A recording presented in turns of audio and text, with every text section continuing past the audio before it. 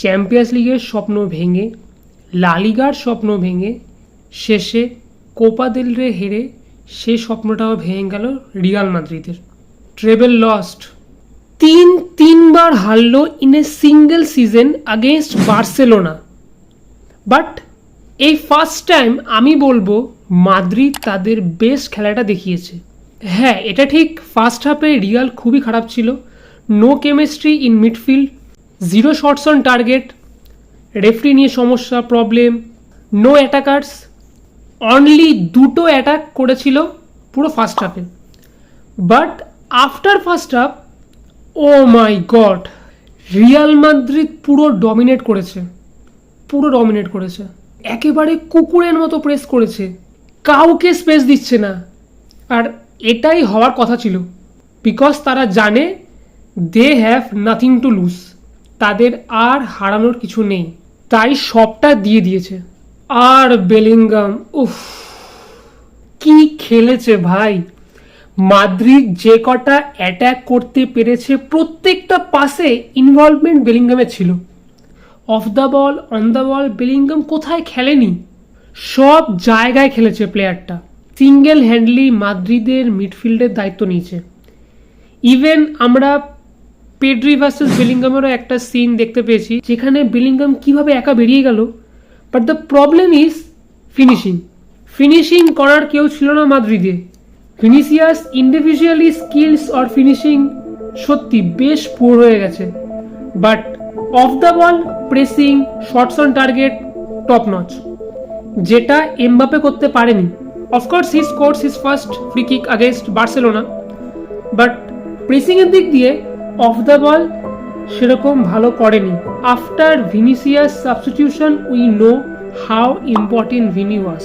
কারণ কথায় বলে শত্রুকে শত্রুর অস্ত্র দিয়েই মারতে হয়। বার্সা যেভাবে প্রেস করে, আর সেই প্রেস যখন তাদের ওপরে হয়, তখনই কিন্তু খেলা ঘুরে যায়, যেটা কাল আমরা দেখলাম। বাট এটাও ঠিক, Barca was most clinical and calm, because they know they control the game. আর এই বার্সার সামনে কোনো ভুল করা যাবে না। One mistake and you are finished. মাদ্রিদও যে 2টো গোল খেয়েছে সেটাও মিসপাস করেই, আর বার্সা সেটাই কাজে লাগিয়ে দিয়েছে।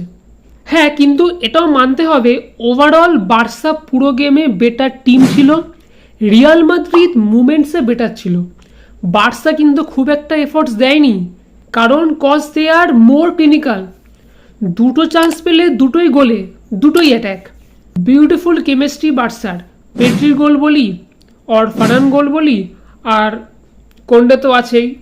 উইদাউট এনি ইফোর্টস জাস্ট নিজের খেলাটুকুই খেলেছে, আর এন্ড অফ দ্য ডে এটাই দরকার। যদিও 2 টিমের খেলা খুবই ভালো হয়েছে।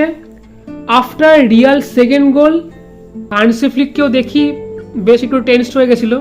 বাট যাই হোক, ওভারঅল খুব ভালোই হয়েছে গেম। ট্রেভেলের মধ্যে অলরেডি একটা জিতে গেছে বার্সা, এখনও 2টো বাকি। আশা করি সেটাও ভালো রেজাল্ট আসবে, পাবেই বলছি না, কারণ ভাই ওই নজর পড়ে যেতে পারে, তাই বলছি না। তাই আশা করি যেন ভালো রেজাল্ট হয়।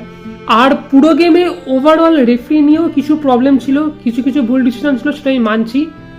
বাট এত বড় গেমে কোনো রেফারি সবসময় রাইট কল নেবে, রাইট ডিসিশন নেবে, সেটা হয় না। And of the day he is also a human being, তাই সবসময় ঠিক ডিসিশন সে নেবে সেটা ভাই কান্ট পসিবল, হতে পারে না।